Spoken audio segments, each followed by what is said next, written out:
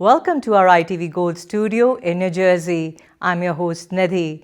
Get ready to dive into a recap of the week's most important community news on this special Sunday edition of Diaspora Connect. Get informed and inspired as we bring you the highlights from the past week. In the news this morning, stay informed this week with Padma Shri recipient Dr. Sudhir Parikh. Behind the headlines, New Jersey takes the world stage. FIFA 2026 comes to town. Indian American Muslims host Grand Eid gathering with global dignitaries. Nritya Darpan 2026 showcases diverse voices in Indian dance. Guruji Ka Mandir hosts vibrant Baisakhi celebrations in New Jersey. Stay with us on Diaspora Connect for news in detail right after this short break. Padma Shri recipient Dr. Sudhir Parikh, chairman of the Parikh Worldwide Media and ITV Gold, shares his insights on current global events. Take a look. And now, time for weekly show with a passionate India lover, chairman of ITV Gold and Parikh Worldwide Media. Get ready for loving sharing from physician, philanthropist, publisher, and India advocate in this week. Welcome to This Week with Dr. Sudhir Parikh. From a fragile ceasefire in the Middle East and heightened tensions in the Strait of Hormuz to ongoing wars in Ukraine and Gaza, key global economic discussions at the IMF spring meetings in Washington, the passing of legendary singer Asha Bhosle, and major developments in U.S.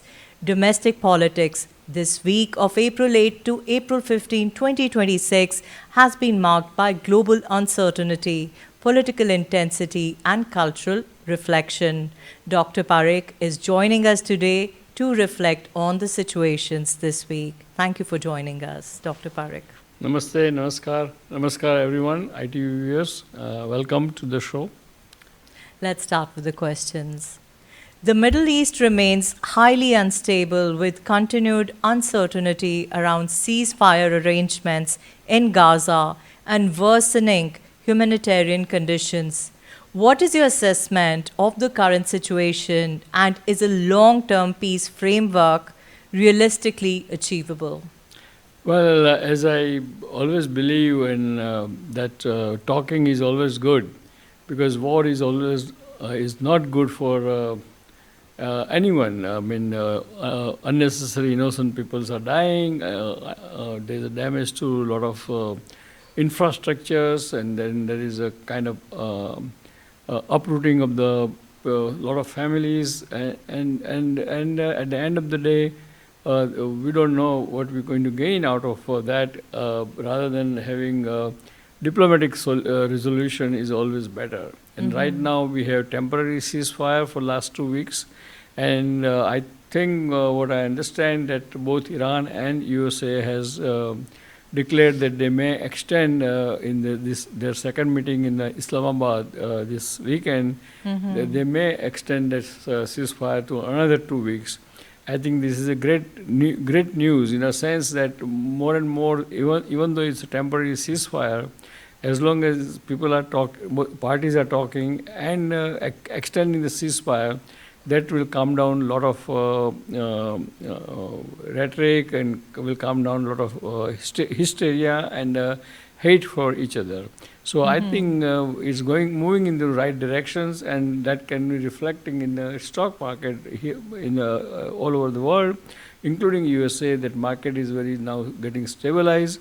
It was down 10% after war started, and now it's back to the pre-war level. So it's a good news economically and otherwise. So I think let them continue and find a solution to have a little permanent ceasefire.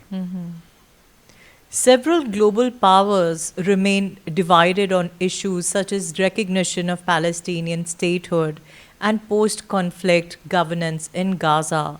How is this shaping diplomacy between the US, Europe, and countries in the global south? I think Palestine issue is very important issue. Palestine has right to have their own state, own country or state. They should have their own civilian freedom. And of course, right now it is within the state of Israel, so Israel can have,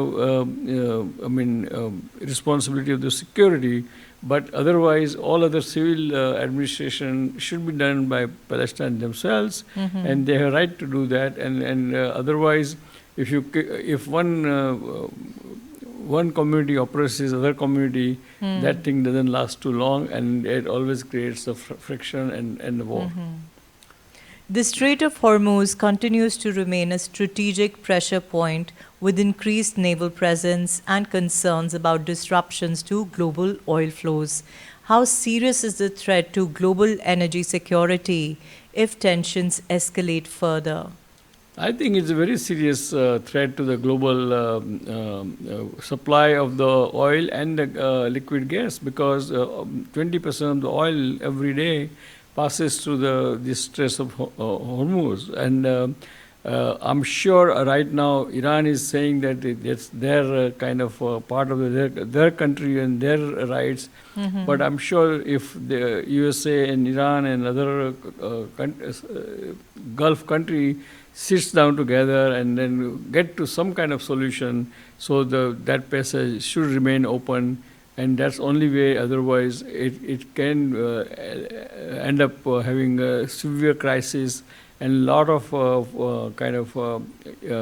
bad effect on the economy of the several countries who rely on this energy, means oil and gasoline. Turning to the Russia-Ukraine war, the conflict appears to be in a prolonged phase of attrition with continued strikes on infrastructure. Do you see any realistic diplomatic breakthrough in the near future, or is this becoming a frozen conflict? Well, I think it's a long-lasting, drag-out conflict, and only way to resolve this thing is that Western Europeans and USA administration has to put their foot down with the Russia and somehow and Ukraine, and somehow make some kind of settlement about the territory and stop this whole thing, whole war. Yeah.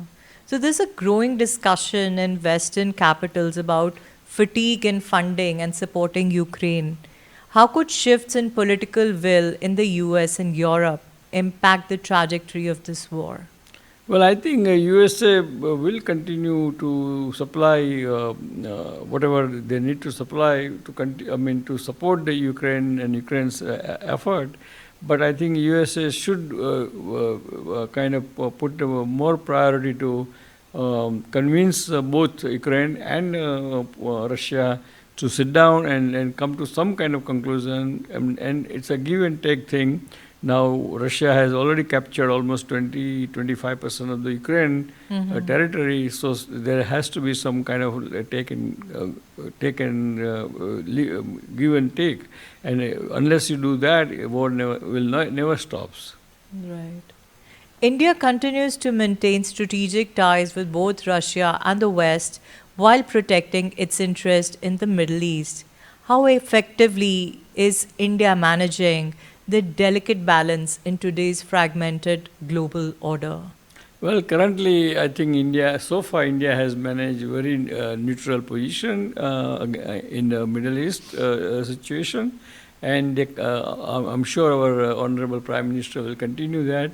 And so far, so good, and that affect, because otherwise it affects the India's economy very badly, the job situation very badly.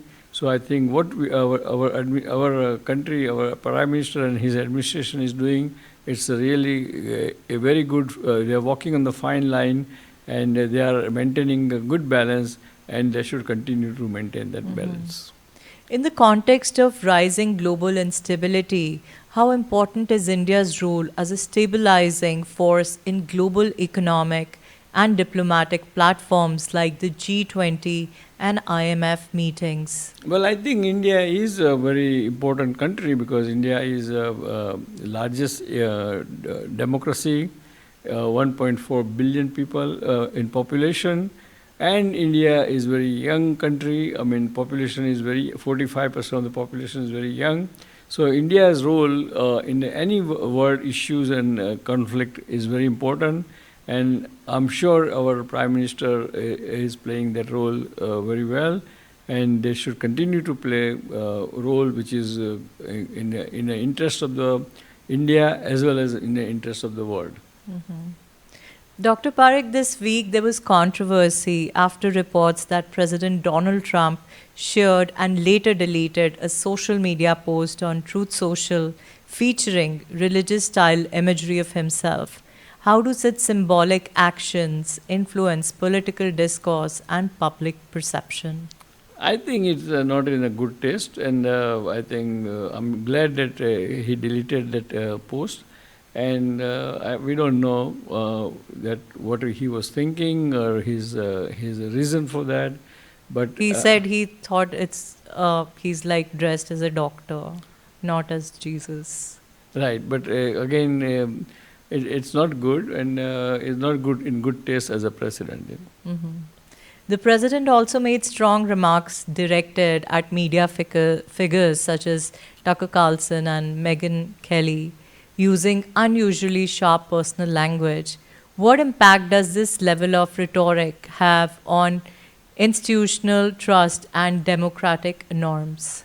I think the language he's using it is, I mean, universally it was kind of condemned by the most of the people because the language is not very fit for the stature of the presidency and particularly stature of the president of the USA. And I'm sure whether he means those things or not, but I think he should kind of refrain from using the certain insulting or derogatory language for the others, including any other head of the state or pope or anyone. Right. So I think hopefully he's listening to us and he will improve it. Vice President J.D. Vance has publicly defended the administration's positions on foreign policy and ongoing global tensions. How important is this unified front between the president and vice president during international crisis? It's always important. It's always important that because the administration has to stay in one voice. If there is a different voice coming from the same administration, is not good for country and not good for administration. Dr. Parekh, stepping back, what do these developments suggest about the current direction and internal cohesion of the MAGA movement? I think still I think all what I understand and I read about the poll supporting President and his activities, but even including the Iran-USA war, still, I think majority of the mega followers or devotee of the president is still believe that what president is doing is correct, and and they are supporting him in large majority. Of course, those who are not mega group, they are majority of the American population is against the war and against what activities we are doing in the Middle East. With the US heading towards the midterm election cycle, how might foreign policy tensions, domestic polarization, and media conflicts shape voter sentiment and electoral outcomes in 2026? I think it's very important in 2026 because that's why one of the reasons is why President wants to stop this war and do the ceasefire, because still there is 6-7 months to go. And that's enough time. People will usually change their mind. I mean, people forget about all the whole episodes very easily because that's how our people's memory is usually short, and they get busy with the certain other issues. So I think still he has a time and chance to stop this war, and if he stops, then probably election obviously will be a little challenging because of this war and everything. But if he stops now this month and ceasefire becomes kind of permanent, then probably they can bounce back and they can even win some few seats to become a majority in the Congress and Senate. What do you have to say about the elections in India? Kerala, Bengal, Tamil Well, again, Nadu. I think Kerala has is given prediction. I mean, given say because it's in Kerala usually either Congress comes in the power or what do you call, a Communist Party comes in the power. There is not much. I mean, BJP is trying to enroll there, but there is not much presence of the BJP in Kerala. In West Bengal, I think BJP has a good presence, but Mamata Banerjee is again very powerful, well trenched, and what I understand or hear from the West Bengal journalists and everything, she still is very popular in the people, in the masses, because she is a kind of mass leader. So Bengal is kind of probably still TMC, Mamata Banerjee's party may win, and so it's hard to say. Okay. Thank you, Dr. Sudhir Parekh, for your insights and perspectives. To our viewers, follow him on Facebook and on X for more updates. Thank you for watching This Week with Dr. Sudhir Parekh on Diaspora Connect. Thank you. Thank you, everyone, and we'll see you next week. Till then, goodbye. This program is brought to you by NRS Pay Credit Card Processing. Sign up at nrspay.com or call 877-202-8112.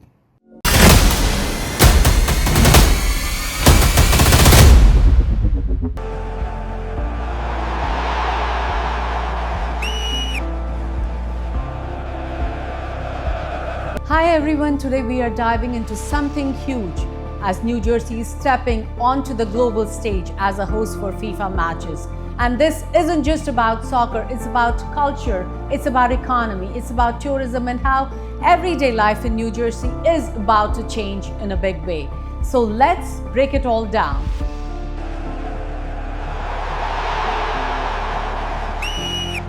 So yes, New Jersey, specifically MetLife Stadium, is one of the key venues for the FIFA World Cup 2026, and this is massive. We are talking about one of the biggest sporting events in the world coming right to the doorstep of millions of people in the tri-state area. MetLife Stadium is expected to host several high-profile matches, including knockout rounds and possibly even a semi-final, and that means global attention, packed crowds, and non-stop excitement.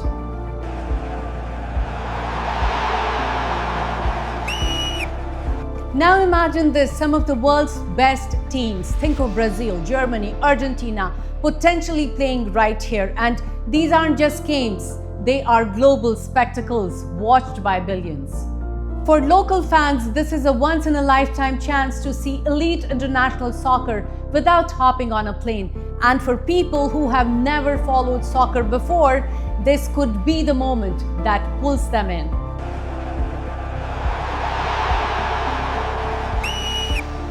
Let's talk about impact, starting with soccer's popularity. In the US, soccer has been growing steadily, but events like this supercharge that growth. Youth participation is expected to spike. Local clubs, schools, and community leagues will likely see more sign-ups. Kids watching these matches live or on TV could be inspired to pick up a ball and start playing, and that ripple effect can last for years, even decades.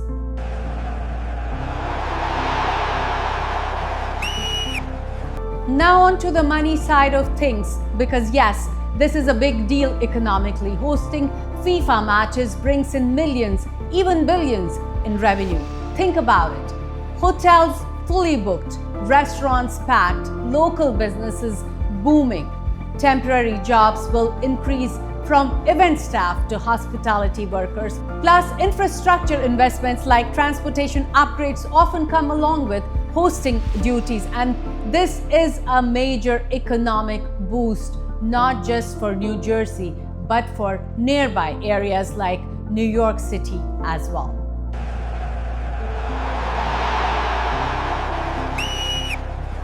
Tourism is going to skyrocket. Fans from all over the world will be flying in from Europe, South America, Asia, Africa, all converging here. That means more international visibility for New Jersey as a destination. Visitors won't just watch games, they will explore local attractions, beaches like the Jersey Shore, shopping and dining spots. This kind of exposure can have long-term benefits, encouraging people to come back even after the tournament ends.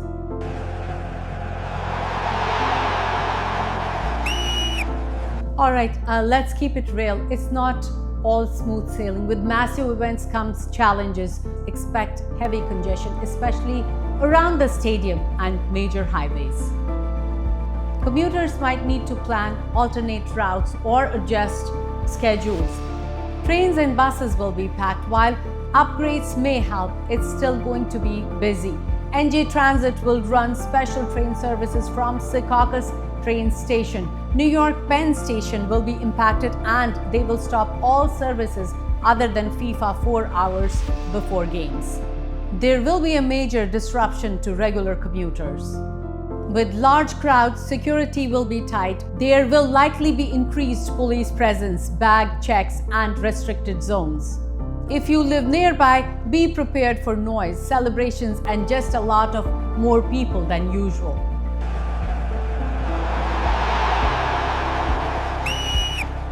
But here is the flip side. This is also a cultural celebration. You will see fans from all over the world bringing their traditions, chants, and energy.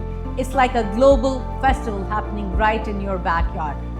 Local communities may host watch parties, cultural events, and festivals, and it's a chance for people to connect, learn, and celebrate diversity.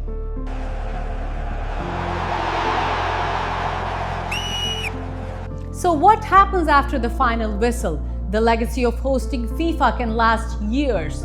Improved infrastructure, increased interest in soccer, stronger local economy, global recognition. New Jersey could solidify itself as a major destination for future international events. So yes, New Jersey hosting FIFA is way more than just a sports story. It's about growth, it's about opportunity, it's about challenges and a whole lot of excitement.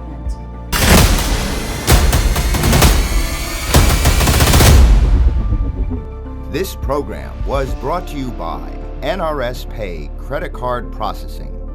Sign up at nrspay.com or call 877-202-8112.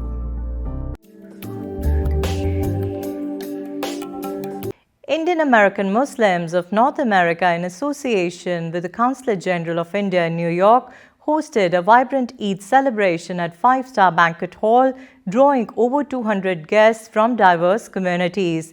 Consul General Binaya Shrikant Pradhan highlighted India's pluralism, while UAE Consul General Amna Al-Meheri called it a celebration of peace and hope. Padma Shri Dr. Sudhir Parekh attended as the event honored community contributions and cultural performances. Take a look.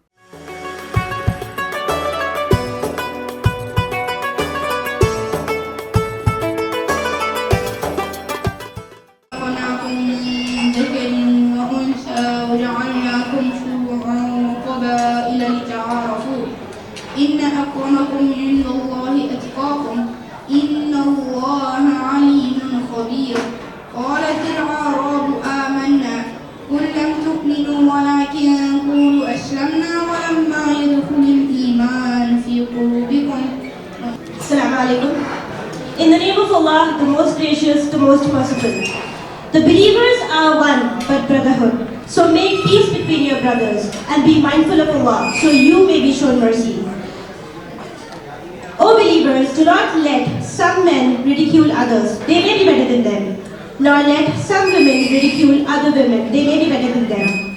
Do not defame one another, nor call each other by offensive nicknames. How evil it is to act rebelliously after having faith. And whoever does not repent, it is they who are the true wrongdoers.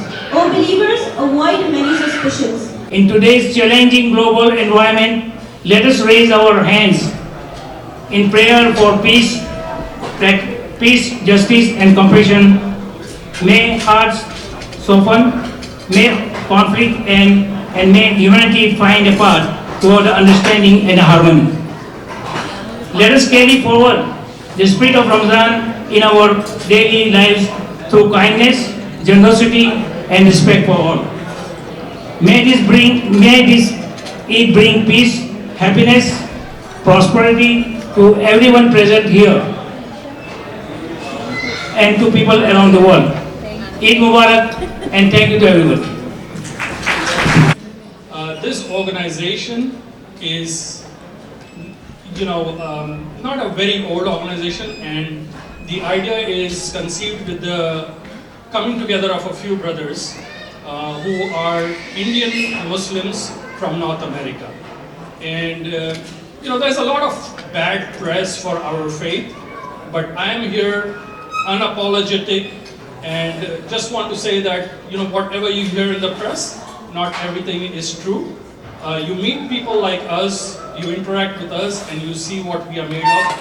We are people who want to basically mingle with all of our friends across the board. We are proud to be part of India's largest Independence Day parade in New York in collaboration with FIA, like Dr. Sudhir Parikh, Srujal Parikh, Ankur Vaidya, all are my friends who made this possible. For the past 3 years, we look forward to continue and expanding such partnership with the consulate and the Indian organizations in the future. I am also happy to share important announcement today, inshallah. On Saturday, August 15th, we will host an Indian flag hosting ceremony in Edison, New Jersey. And as we approach 250th anniversary of American independence, we will proudly celebrate the 4th of July, honoring the values of freedom, unity, and opportunity that define this great nation. Distinguished guests, ladies and gentlemen, very good evening, Assalamu alaikum. It really gives me a great pleasure to join you this evening to celebrate Eid.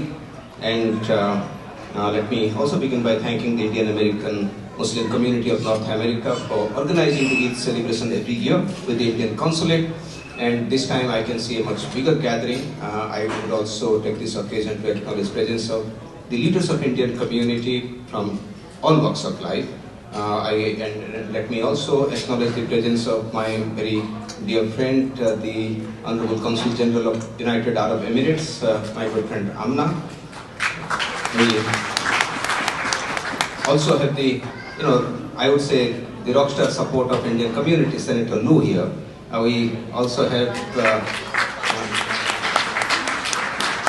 but truly speaking, to see the elected officials joining us to celebrate Eid with us is a very humbling feeling. I also see, like I said, the leaders of other walks of life of Indian community. I can see Padma Shri Sudhir Parikh, I can see my good friend Ravi Batra, I can see the FIA entire leadership here.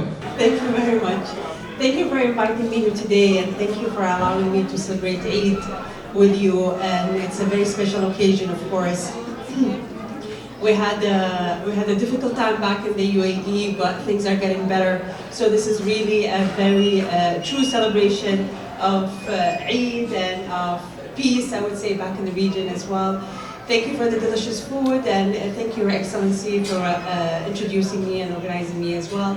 Thank you all, and wish you a blessed celebration. I just want to say thank you for inviting me here. I hope you have a tremendous Eid celebration, but more importantly, I want you to know, even from the Bronx, I see you, I hear you, and I'll fight for your community. And if there's anything I can do to help you and your family and your friends and your businesses in the Bronx or in Queens or in Albany, my name is Landon Days, D-A-I-S, and I'm here to serve. Thank you kindly. Nonetheless, this is a very distinguished gathering. I'm looking around the room. We've got some tremendous leaders here, not just in New York City, but in the tri-state area. And it's a fitting gathering for this Eid holiday, and it is now a holiday recognized in different ways here in New York, whether it be a parking holiday, which is how we started many years ago. Now it's a school holiday, and we're looking for even greater recognition for Eid al-Fitr and Eid al-Adha. It is just a true testament of India's culture that we have Hindu, Muslim, Sikh, Isai, aapas mein sab bhai bhai. That's what we grew up in India, singing this song in our childhood. And this hall and this evening is a testament of that. Tonight we celebrate not only Eid, but also the extraordinary contributions of Indian American Muslims to our great city of New York, and to our nation as a whole, from small business owners, healthcare professionals, to educators, entrepreneurs, public servants. Indian American Muslims have enriched the cultural, economic, and civic fabric of our society. In New York City especially, your community represents the very best of what makes our city strong, diverse, resilient, compassion, and a commitment to building a better future for all. Across the United States, Indian American Muslims continue to lead, innovate, inspire, serve as powerful examples of how faith and cultural heritage can coexist with the strength and shared American values.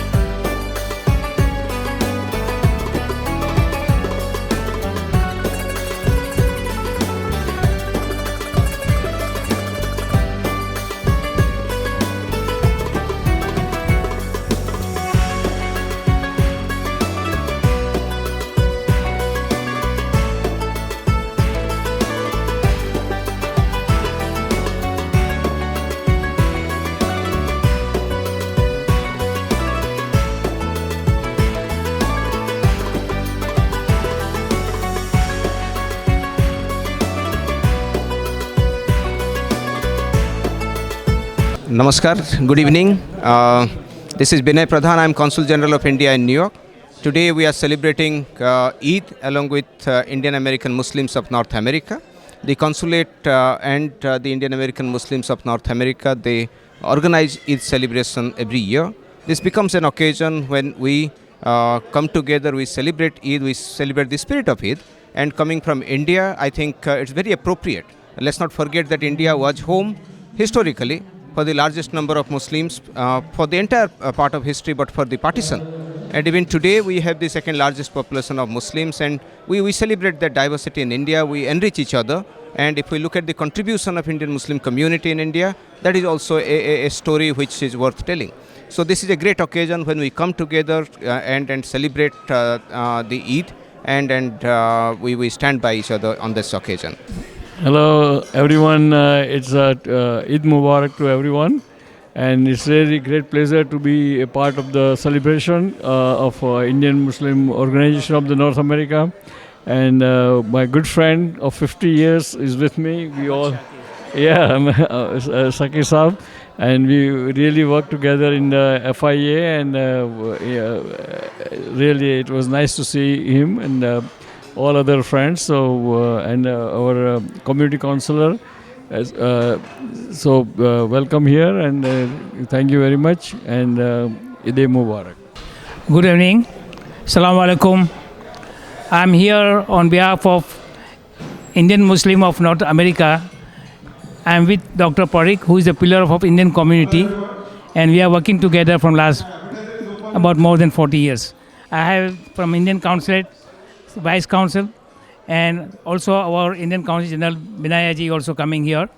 From last 30-40 years, we are celebrating Eid with the sponsorship of Indian Consulate Office, and I'm very grateful to them that they accommodate the Muslim community and they celebrate our Eid every year.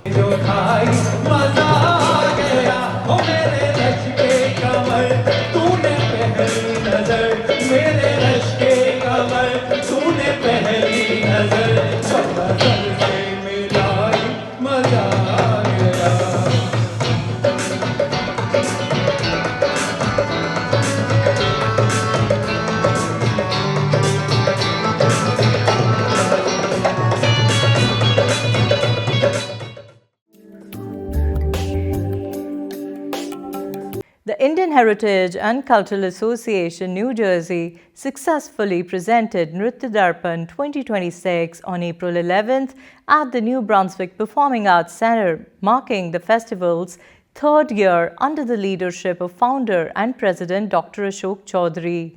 Curated by Maya Kulkarni Chheda, the festival featured diverse dance forms and powerful themes of identity, empowerment, and social awareness. Watch the highlights.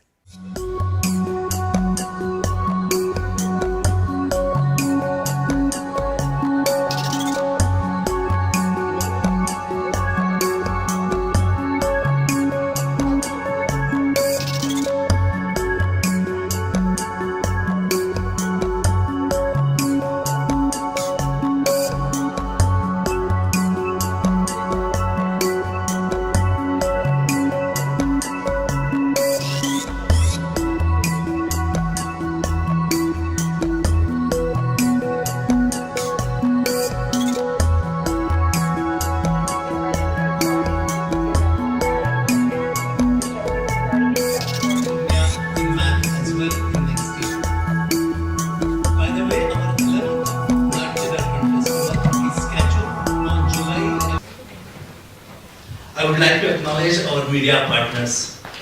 Padma Shri Dr. Sudhir Parikh, thank you so very much from ITV Group and Parikh Worldwide Media for his support.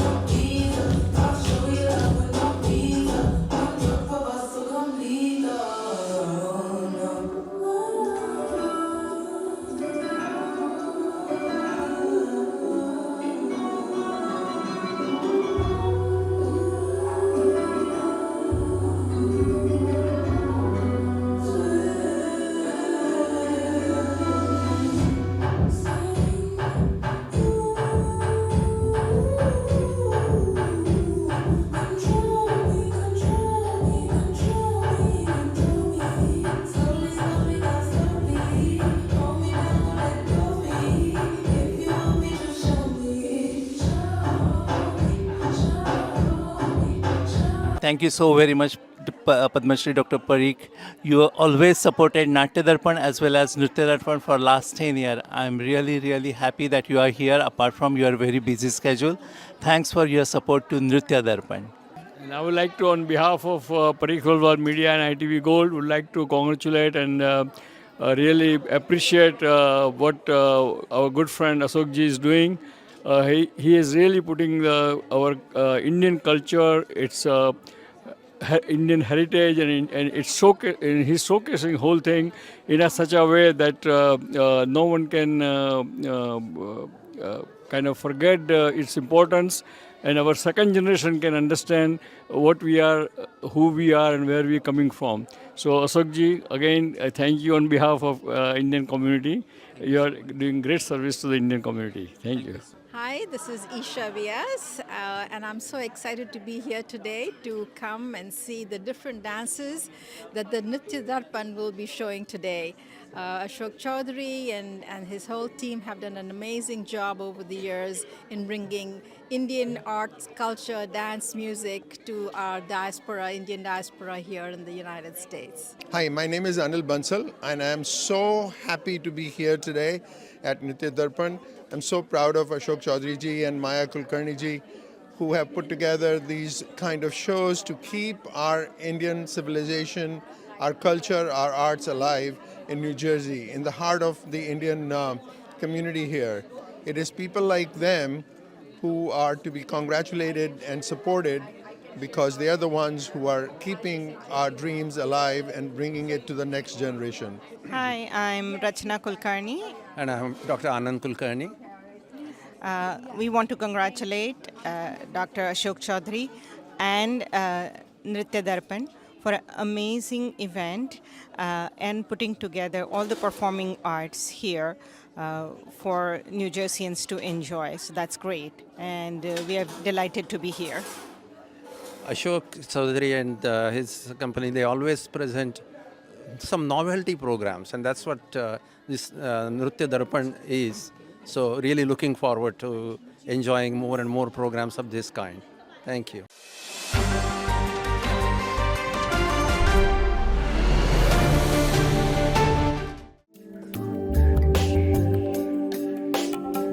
Devotees from across communities gathered at Guruji Ka Mandir at Kilmer in Edison, New Jersey on April 13 to celebrate Baisakhi.